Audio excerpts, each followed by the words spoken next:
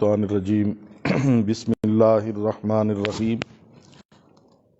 الحمدللہ رب العالمین الصلاة والسلام علی سید الانبیاء والمرسلین وعلی آلہ واصحابہ اجمعین اما بعد۔ حضرات گرامی قدر، کل ہم نے سورۃ النساء کی آیت نمبر 50 تک جو ہے وہ پڑھا تھا، اور یہ سورۃ النساء کا آج یہ 51 آیت سے شروع کریں گے، اور یہ 5ویں پارے کا 5واں رکوع ہے جس کی ابتدا ہو رہی ہے 51 آیت نمبر سے۔ آیت نمبر 51 میں اہل کتاب کی مذمت فرمائی کہ بتوں اور شیطانوں کی تصدیق کرتے ہیں اور کافروں کو ایمان والوں کے مقابلے میں زیادہ ہدایت والے راستے پر مانتے ہیں، حالانکہ وہ تو گمراہ ہیں۔ جی، اور آیت نمبر 52 میں فرمایا کہ یہ لوگ وہ ہیں جن پر اللہ نے لعنت فرمائی، اور ملعون شخص اس قدر بدبخت ہے کہ اس کے لیے کوئی مددگار نہیں۔ آیت نمبر 53 اور 54 میں بتایا کہ رسول اکرم صلی اللہ علیہ وآلہ وسلم چونکہ بنی اسماعیل اور بنی یہودی بنی اسرائیل میں سے تھے، اس لیے وہ اسد کے طور پر آپ کی نبوت کو نہیں مانتے تھے۔ اللہ تعالیٰ نے بتایا کہ وہ صرف کنجوس ہی نہیں، حاسد بھی ہیں۔ اللہ تعالیٰ جس کو چاہے بادشاہی عطا کرے اور جسے چاہے نبوت سے سرفراز فرمائے، وہ ان کے اختیار میں نہیں، ورنہ وہ کسی کو تل کے برابر بھی نہ دیں۔ اللہ تعالیٰ نے واضح کیا کہ یہ لوگ عقل کے اندھے ہیں، ورنہ وہ سوچتے کہ اس سے پہلے حضرت ابراہیم علیہ السلام کی اولاد کو کتاب، حکمت اور بادشاہی عطا کی گئی۔ الناس سے مراد حضور صلی اللہ علیہ وآلہ وسلم اور فضل سے مراد نبوت ہے۔ اور یہ پتہ چلا کہ آج بھی لوگ کچھ حاسدین ہیں، ہمیں نہیں وہ مل سکتا جو کسی اور کے پاس ہے، تو ہم اس کو دیکھ کے بجائے اس کے یا اللہ اس کے نصیب اچھے کر، یا اللہ اسے عطا کیا تو اس کو نبانا بھی دے، اس کو پہننا بھی دے،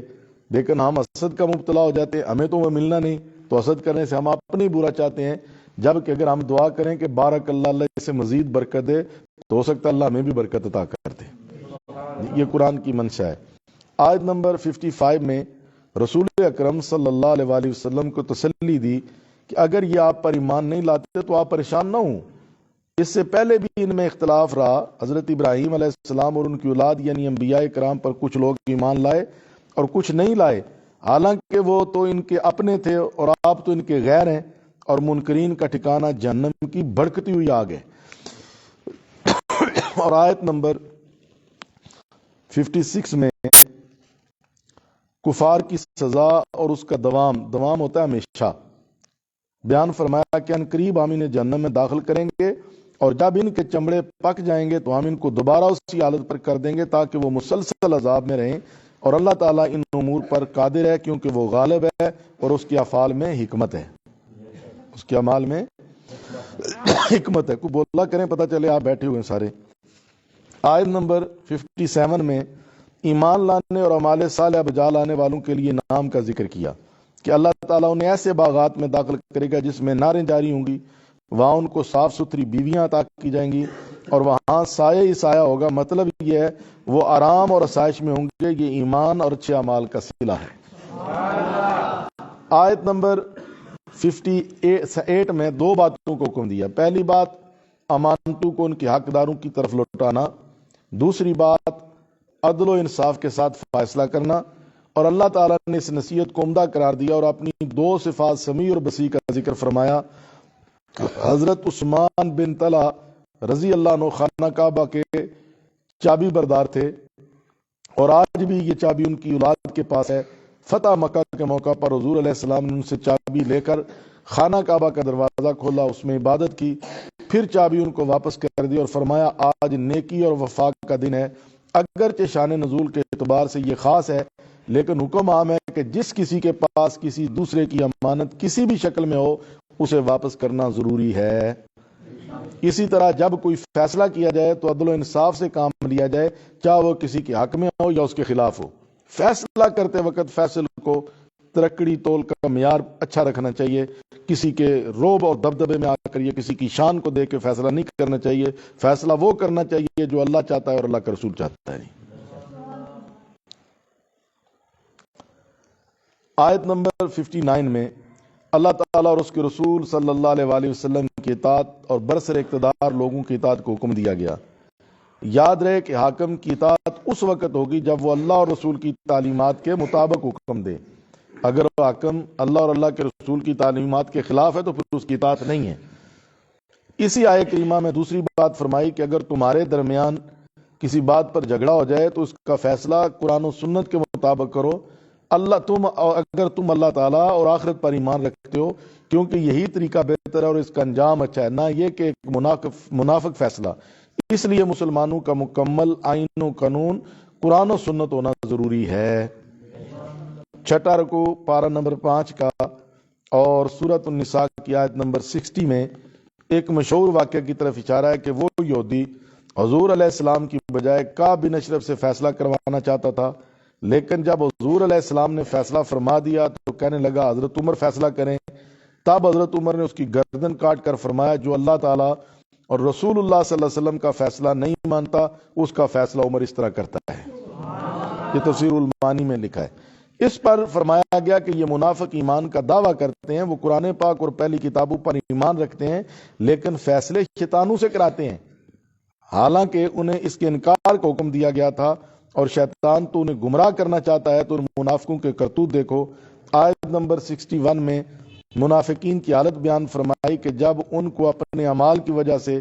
مصیبت پہنچتی ہے تو آپ کے پاس آ کر قسمیں کھاتے ہیں۔ پھر اس کی حقیقت بتائی کہ منافقین کہیں گے ہم نے کعب بن اشرف کے پاس مقدمہ اس لیے لے جانا چاہتا تاکہ ہم میں اتفاق پیدا اور اختلاف نہ رہے۔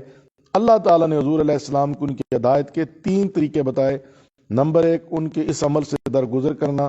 نمبر 2 بلائی کے کاموں کی نصیحت کرنا اور شر سے روکنا، نمبر 3 اور اس طرح تبلیغ کرنا جو مؤثر ہو اور ان کے اندر سوچ و فکر کی تاریخ پیدا کرے اور وہ قبول کریں تبلیغ کا۔ یہ نہایت اچھا انداز ہے۔ یہ مضمون آیت نمبر 62 اور 63 کے اندر بیان ہوا ہے۔ آیت نمبر 64 میں رسول اعظم کی رسالت اور بعثت کا مقصد ذکر کیا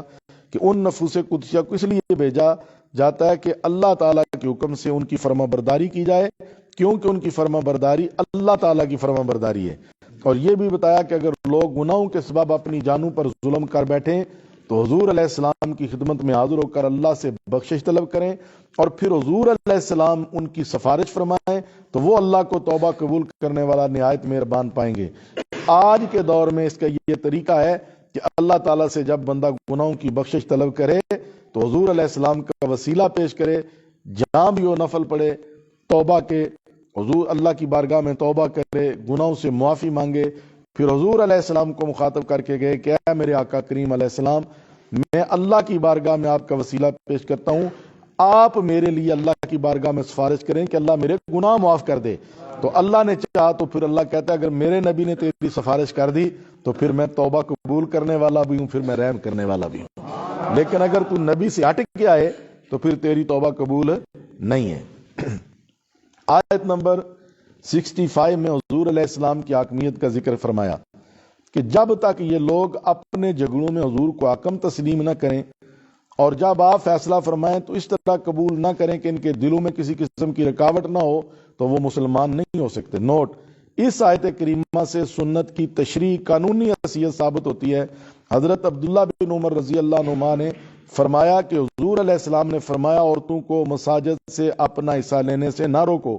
جب وہ تم سے اجازت مانگے، تو آپ کے بیٹے حضرت بلال رضی اللہ عنہ نے فرمایا ہم روکیں گے، یعنی موجودہ حالت میں عورتوں کا مسجد میں جانا مناسب نہیں۔ تو حضرت عبداللہ بن عمر رضی اللہ عنہ نے فرمایا میں کہتا ہوں کہ حضور علیہ السلام نے فرمایا اور تم کہتے ہو کہ ہم روکیں گے۔ گویا انہوں نے بتایا کہ حضور علیہ السلام کے ارشاد کے مقابلے میں اپنی بات نہیں کرنی چاہیے اگرچہ مقصود مقابلہ نہ ہو۔ جب حضور نے کہہ دیا نہ روکو تو پھر اب نہیں روکنا چاہیے۔ اب کون ہوتا ہے جو حضور کے مقابلے میں کرے؟ لیکن اس کے لیے بھی شرط ہے کہ جس مسجد میں عورتیں نماز کے لیے آئیں ان کی پردہ داری کا خیال ہو، انہیں کوئی غیر محرم نہ دیکھے، ان کی آواز کوئی نہ سنے، صرف امام کو پتا ہو کہ میرے پیچھے عورتیں بھی موجود ہیں تو پھر انہیں اجازت ہے، ورنہ وہ مسجد میں نہ آئے اگر ان کی بے پردگی ہو تو ٹھیک ہے، اس کے لیے حفاظت ہے ان کی۔ آیت نمبر 66 میں اللہ تعالیٰ نے اس آسانی کا ذکر کیا جو اس امت کو عطا کی کہ انہیں محض عبادات کا مکلف بنایا، پہلی امتوں کی طرح ان کو حکم نہیں دیا۔ وہ لوگ اپنے آپ کو قتل کرتے یا گھروں سے نکال دیا جاتا تو وہ اس پر عمل نہ کرتے، البتہ کچھ لوگ یہ عمل کرتے، لہٰذا انہیں چاہیے کہ جن اعمال کا ان کو حکم دیا جاتا ہے اس پر عمل کریں۔ اگر ایسا کریں گے تو یہ ان کے لیے بہتر ہوگا اور وہ دین پر ثابت قدم رہیں گے۔ آیت نمبر 67 اور 68 میں مزید دو فائدوں کا ذکر فرمایا کہ ہم انہیں بہت بڑا اجر دیں گے اور ان کو سیدھے راستے کی ہدایت دے کر بھٹکنے سے محفوظ رکھیں گے۔ آیت نمبر 69 میں اللہ تعالیٰ اور اس کے رسول صلی اللہ علیہ وسلم کی اطاعت کرنے والوں کو خوشخبری سنائی کہ انہیں قیامت کے دن بہترین لوگوں کی رفاقت نصیب ہوگی، اور وہ چار طبقات ہیں: انبیاء کرام، صدیقین جو نبی تو نہیں لیکن اپنے قول و فعل میں سچے ہیں، اور ان کے سرخیل حضرت سیدنا ابو بکر صدیق رضی اللہ عنہ ہیں، اور اللہ تعالیٰ کے راستے میں شہید ہونے والے، اور اولیاء امت جو نیک اور صالح لوگ ہیں۔ آیت نمبر 70 میں بتایا کہ یہ سعادت اللہ تعالیٰ کا فضل ہے اور وہ ان لوگوں کو جانتا ہے جن پر یہ فضل فرماتا ہے۔ انسان اللہ تعالیٰ کی نعمتوں کا بدلہ نہیں دے سکتا، اس لیے اس قسم کے احسان کا محض فضل الہی ہوتا ہے۔ صحابہ کرام کی ایک جماعت سے مروی ہے کہ حضور علیہ السلام سے اس شخص کے بارے میں پوچھا گیا جو کسی قوم سے محبت کرتا ہے اور ابھی تک ان سے نہیں ملا، تو آپ نے فرمایا آدمی اسی کے ساتھ ہوگا قیامت والے دن جس سے وہ محبت کرتا ہے۔ تو اللہ کا شکر ہے ہم اہل سنت اولیاء سے بھی محبت کرتے ہیں، شہداء سے بھی محبت کرتے ہیں، صدیقین سے بھی محبت کرتے ہیں، اور حضور علیہ السلام کی محبت تو اپنی جان سمجھتے ہیں۔ تو اگر اللہ نے چاہا تو ہمیں ان چاروں طبقات کا قیامت والے دن حصہ ملے گا اور ان کا ساتھ ہوگا۔ 7واں رکوع پارہ نمبر 5 کا اور سورۃ النساء کی آیت نمبر 71 میں مسلمانوں کو اپنے دفاع کا حکم دیا کہ ہر دور کے طریقے اور ٹیکنالوجی کے مطابق دشمن کا مقابلہ کریں۔ آیت نمبر 72 میں منافقین کی منافقت کا ذکر فرمایا کہ جب مسلمان جہاد کے لیے جاتے ہیں تو یہ ٹال مٹول کرتے ہیں اور تاخیر کرتے ہیں، پھر جب مسلمانوں کو مصیبت پہنچے تو کہتے ہیں اللہ تعالیٰ نے ہم پر انعام فرمایا کہ ہم ان کے ساتھ نہ تھے اور بچ گئے، اور اگر مسلمانوں کو مال غنیمت حاصل ہو تو ایسا رویہ اختیار کرتے ہیں گویا مسلمان ان کے درمیان کبھی دوستی نہ تھی، اور دل ہی دل میں کہتے ہیں کاش ہم بھی ان کے ساتھ ہوتے تو بڑی کامیابی، یعنی ہمیں بھی مال حاصل ہوتا۔ یہ مضمون آیت نمبر 73 میں ہے۔ آیت نمبر 74 میں مسلمانوں کو کفار کے ساتھ جہاد کرنے کا حکم دیا کہ انہوں نے آخرت کے مقابلے میں دنیاوی زندگی اختیار کی اور کفر کے راستے پر چلے، اور مسلمانوں کو خوشخبری سنائی کہ وہ جہاد کرتے ہیں اور حال حالت میں کامیاب ہوتے ہیں،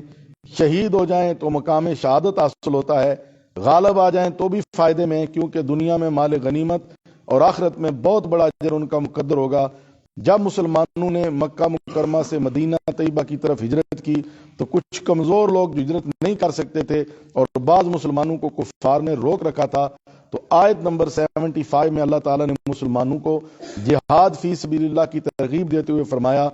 کمزور مسلمان مرد اور عورتیں اللہ سے دعا مانگتے ہیں اللہ ان کو ظالموں کی بستی سے نکال کر اپنی طرف سے کوئی دوست اور مددگار عطا فرمائے، تو مدینہ طیبہ میں بسنے والے مہاجرین و انصار کو ان کی مدد کے لیے ترغیب دی گئی۔ اور آیت نمبر 76 میں جہاد کے حوالے سے مسلمانوں اور کفار کے درمیان فرق بتایا کہ ایمان والے دین کی سربلندی کے لیے لڑتے ہیں اور یہی جہاد فی سبیل اللہ ہے، اور کفار شیاطین کے لیے لڑتے ہیں، لہٰذا اے مسلمانوں شیطان کے ان دوستوں سے لڑو، اور تمہارے لیے یہ خوشخبری ہے کہ شیطان کے مکر و فریب کا دھاگا یعنی قوت بہت کمزور ہے، لہٰذا تم ہی غالب رہو گے۔ اور 8واں رکوع آیت نمبر 77 میں منافقین کا ذکر ہے جن کو جہاد فرض ہونے سے پہلے لڑائی سے رکنے اور نماز پڑھنے زکوٰۃ دینے کا حکم دیا گیا، لیکن جب جہاد فرض ہوا تو ان میں سے ایک گروہ لوگوں سے اس طرح ڈرنے لگا جس طرح اللہ تعالیٰ سے ڈرتے ہیں، بلکہ اس سے بھی زیادہ ڈرنا، اور کہنے لگے ہم پر جہاد کیوں فرض کیا گیا، ہمیں مزید کچھ مہلت کیوں نہیں دی گئی، جبکہ مومن رائے خداوندی میں نفس اور مال قربان کرنا سعادت سمجھتا ہے، اور یہ لوگ چونکہ دل سے ایمان نہیں لاتے بلکہ زبانی کلمہ پڑھتے ہیں، اس لیے وہ آخرت کے مقابلے میں دنیا کی رس رکھتے ہیں۔ اللہ تعالیٰ نے اپنے محبوب صلی اللہ علیہ وسلم کی زبانی ان کو بتایا کہ دنیا کا سامان عارضی اور فانی ہے، اور جن لوگوں کے دلوں میں خوف خدا ہے ان کے لیے آخرت بہتر ہے، اور ان کے اعمال کے اجر میں ایک دھاگے کے برابر بھی ان پر ظلم نہیں ہوگا۔ آیت نمبر 78 میں موت سے ڈرتے ہوئے جہاد سے راز کرنے والوں سے کہا گیا موت ایک اٹل حقیقت ہے اور ہر شخص نے مرنا ہے، لہذا تم جہاں بھی ہو تمہیں موت کا سامنا کرنا ہوگا، اگرچہ مضبوط قلعہ میں بند کیوں نہ ہو تو شہادت کی موت کو گلے لگاؤ۔ اسی میں عظمت ہے۔ اسی آیت کریمہ میں ان بدبختوں کی ایک اور خباثت کا ذکر کیا کہ جب ان کو راحت اور مال کی فراوانی وغیرہ حاصل ہوتی ہے تو اس کی عطا کی نسبت اللہ تعالیٰ کی طرف کرتے ہیں، اور جب قحط سالی وغیرہ کوئی مصیبت پہنچتی ہے تو معاذ اللہ حضور علیہ السلام کی طرف منسوب کرتے ہیں اور ناشائستہ الفاظ کہتے ہیں۔ اللہ تعالیٰ نے فرمایا انسان کو خوشی اور غم، مال کی فراوانی اور تنگی وغیرہ جو کچھ بھی پہنچتا ہے یہ اللہ تعالیٰ کی طرف سے ہے۔ ان بے وقوف لوگوں کو یہ بات کیوں سمجھ نہیں آتی کہ حضرت موسیٰ علیہ السلام کی قوم بھی ان مصائب کو حضرت موسیٰ کی طرف منسوب کرتی تھی۔ آیت نمبر 79 میں اللہ تعالیٰ نے ان کس بات کو رد کرتے ہوئے حقائق سے آگاہ کیا کہ جو بلائی پہنچتی ہے وہ اللہ تعالیٰ کے فضل سے ہے، وہ اللہ کے فضل سے ہے اور اسی کی طرف سے ہوتی ہے، اور جو تکلیف اور عذاب تمہیں پہنچتا ہے وہ تمہارے اعمال کا نتیجہ ہے، اس میں حضور علیہ السلام کو کوئی دخل نہیں۔ آپ تو رحمت للعالمین ہیں، اس کے ساتھ ہی حضور علیہ السلام کی رسالت کا ذکر کیا۔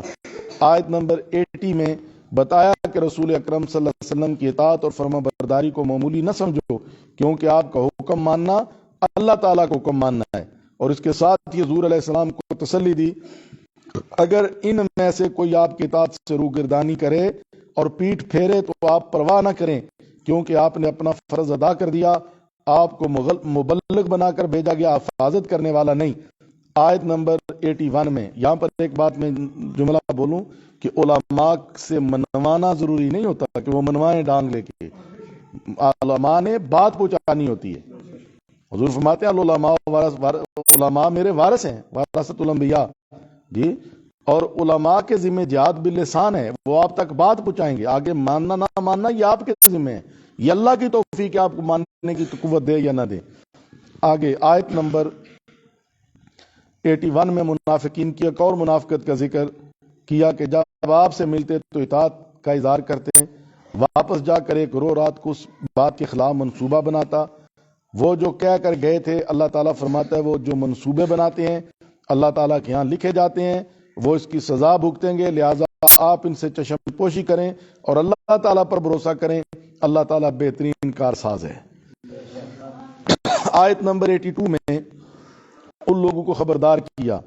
جو قرآن پاک کو اللہ تعالیٰ کا کلام نہیں مانتے،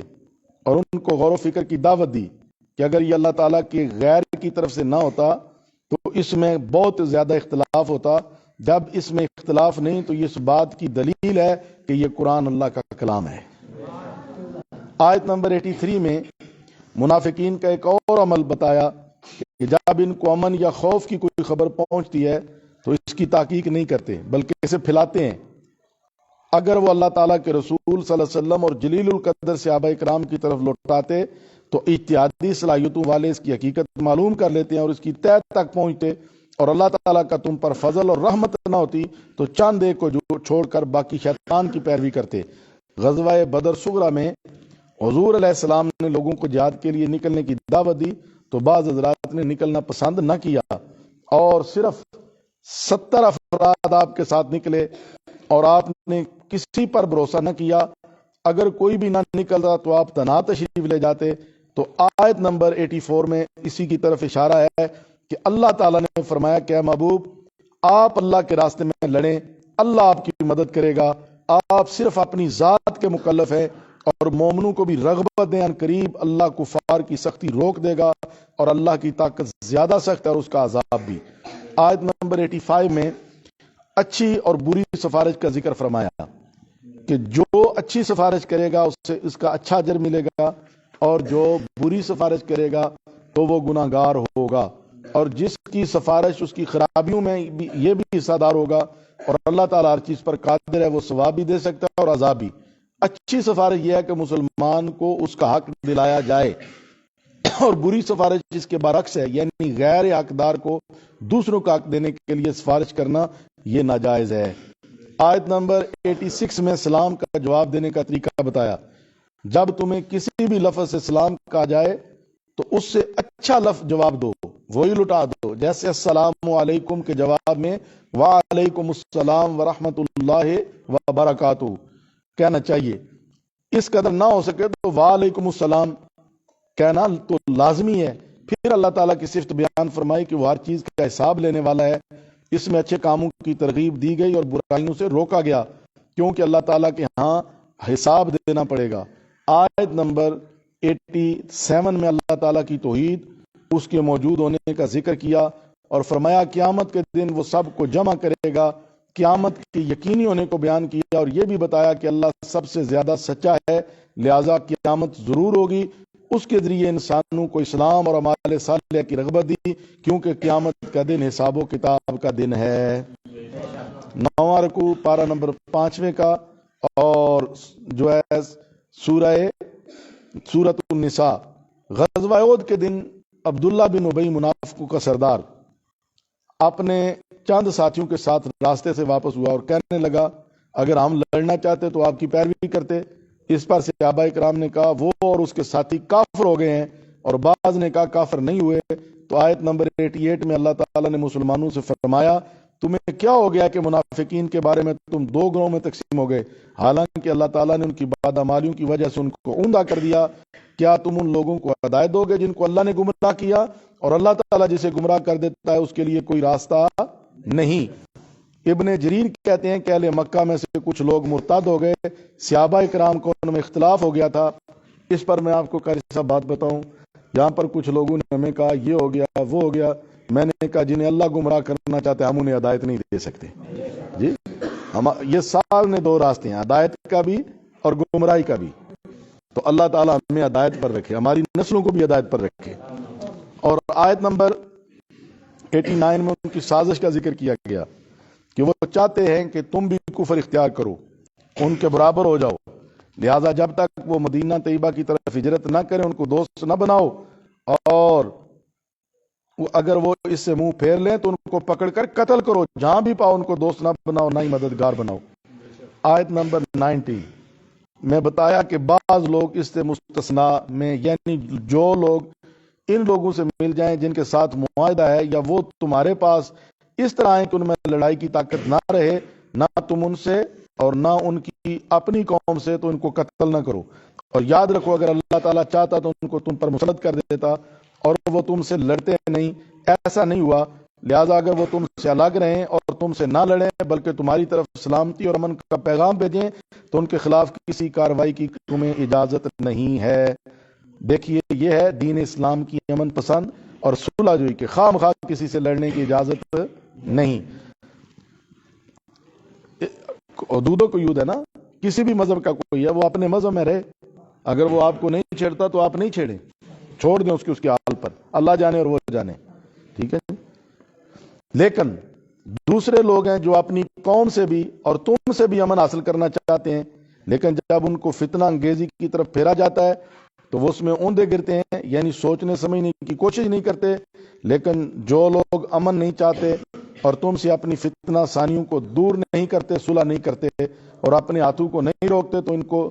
جہاں بھی پاؤ پکڑو اور قتل کرو۔ اور ان لوگوں کے خلاف اللہ تعالیٰ نے تمہیں واضح اختیار دیا ہے۔ ایک ہے تمہارے مقابلے میں تمہارے خلاف فتنہ سا ہے، اللہ فرماتے ہیں انہیں نہیں چھوڑنا، لیکن جو ان سے الگ تھلگ ہو جائیں کہیں جی ہمارا مذہب ہمیں مبارک، آپ کا آپ کو مبارک، تو پھر انہیں چھوڑ دیں، انہیں کچھ نہ کہیں۔ آیت نمبر 91 میں کچھ منافقین کا ذکر کیا کہ وہ تم سے بھی اور اپنی قوم سے بھی بچنا چاہتے ہیں، وہ فتنہ پرور ہیں، لہٰذا اگر وہ صلح نہ کریں تو ان کو قتل کر ان کے خلاف تمہیں واضح اختیار ہے۔ 10واں رکوع 5ویں پارے کا اور سورۃ النساء کی آیت نمبر 92 میں قتل خطا کے بارے میں احکام ہے۔ قتل خطا یہ ہے کہ مثلا شکار پر گولی چلانا چاہیے اور کسی انسان کو لگ جائے اور وہ ہلاک ہو جائے تو پہلی بات یہ ہے کہ احتیاط کی جائے، پھر بھی قتل خطا کے علاوہ قتل یعنی جان بوجھ کر قتل کرنا مومن کے لیے جائز نہیں، اور اگر قتل خطا سرزد ہو جائے تو اس کا کفارہ مومن غلام آزاد کرنا اور مقتول کے ورثاء کو دیت ادا کرنا ہے، البتہ اگر وہ معاف کر دیں تو کچھ بھی لازم نہیں ہوگا، کیونکہ غلامی کا دور گزر چکا ہے اور دیت معاف کر دی گئی ہے۔ اور اگر مقتول تمہاری قوم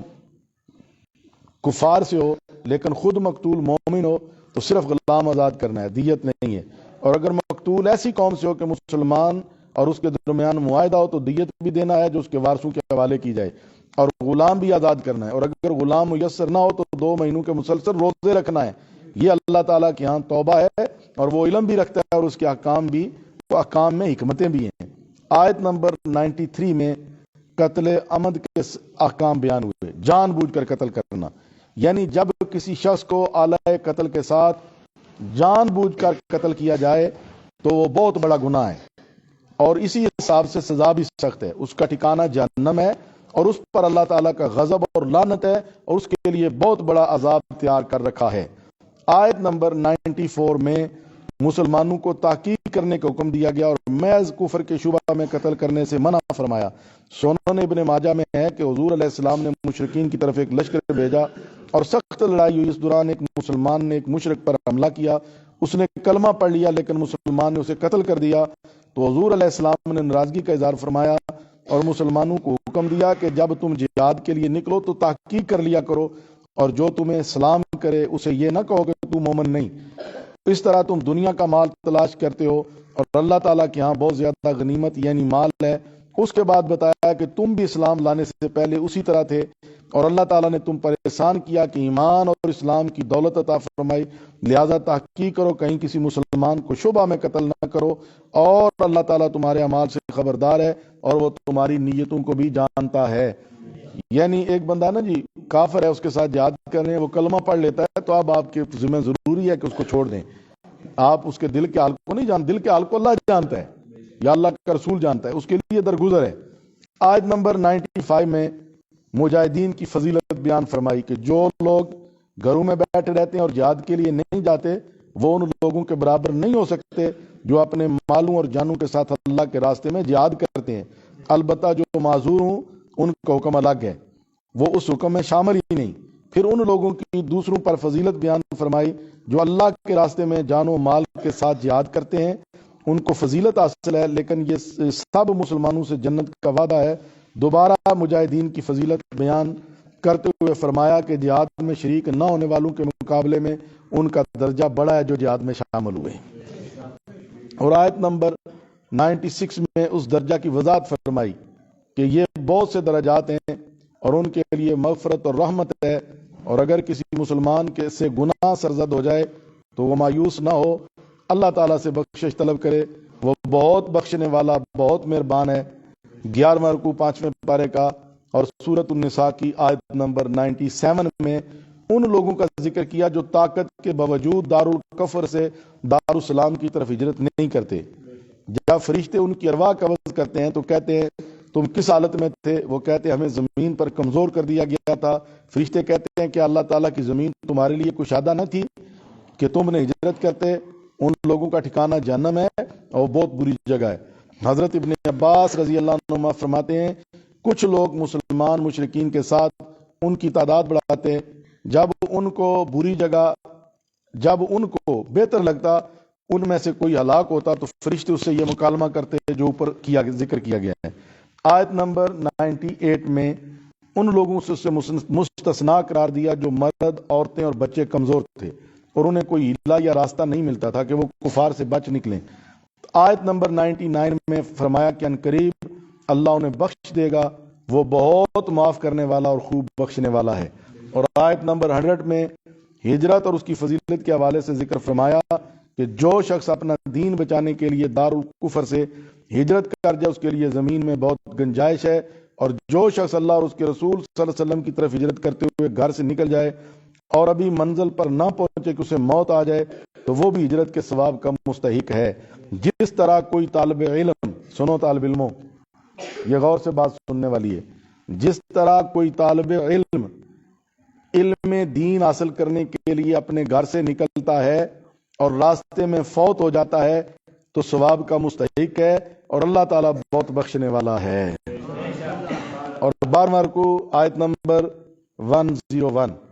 اللہ تعالیٰ کی طرف سے سفر میں دی جانے والی آسانی کا ذکر فرمایا کہ جب تم سفر کرو تو نماز میں قصر کرنے یعنی 4 فرض کی بجائے 2 فرض پڑھنے میں حرج نہیں۔ ایسا نہ ہو کہ کفار تمہیں تکلیف پہنچائے کیونکہ وہ تمہارے واضح دشمن ہیں۔ یاد رہے جب آدمی اپنے گھر سے 92 کلومیٹر کی مسافت پر جائے تو راستے میں نماز قصر کرے، اور جہاں جاتا ہے اگر وہاں 15 دن سے کم ٹھہرنے کا ارادہ تو وہاں بھی قصر کرے، اور مسافر پر قصر لازم اختیار نہیں، فتنے کا ڈر ہو یا نہ ہو۔ آیت نمبر 102 میں نماز خوف کا بیان ہے، نماز خوف کا بیان ہے، یعنی جب نماز کا وقت آ جائے تو امام اپنے لشکر کو 2 حصوں میں تقسیم کرے، ایک گروہ اس کے ساتھ نماز میں شریک ہو اور دوسرا دشمن کے مقابل ہو۔ وہ گروہ 1 رکعت پڑھ کر دشمن کے مقابل چلا جائے، دوسرا گروہ امام کے ساتھ آ جائے، اگر 2 رکعتیں ہوں تو امام مکمل کر کے سلام پھیر دے اور دوسرا گروہ کھڑا ہو اور باقی نماز مکمل کرے، اور پہلا گروہ اپنی نماز مکمل کرے۔ تفصیل فقہ کی کتب کے اندر ملاحظہ فرما لیں۔ اسی دوران مسلمان اپنی حفاظت بھی کریں اور اسلحہ کا بھی خیال رکھیں۔ اگر تمام اکٹھے نماز شروع کر دیں تو دشمن حملہ کر دے۔ آج کل کے حالات نہیں، یہ پہلے کی بات ہے، ٹھیک ہے۔ اسی آیت میں مزید فرمایا کفار چاہتے ہیں کہ تم اپنا اسلحہ اور سامان سے غافل ہو جاؤ اور وہ یک بارگی تم پر حملہ کر دیں۔ حالات زمانہ بدلتے ہیں۔ آج کل مسلمانوں کو اپنے دفاع کے لیے وہ تمام طریقے اختیار کرنے چاہیے جو دور حاضر کا تقاضا ہے۔ مزید فرمایا کہ اگر بارش وغیرہ یا تم بیمار ہو اور اسلحہ اتارنے کی ضرورت ہو تو اسے اتار دو۔ بنیادی بات اپنا بچاؤ کرنا ہے جس طرح بھی ہو سکے، اور کافروں کے لیے اللہ تعالیٰ نے ذلت والا عذاب تیار کر رکھا ہے۔ آیت نمبر 103 میں مسلمانوں کو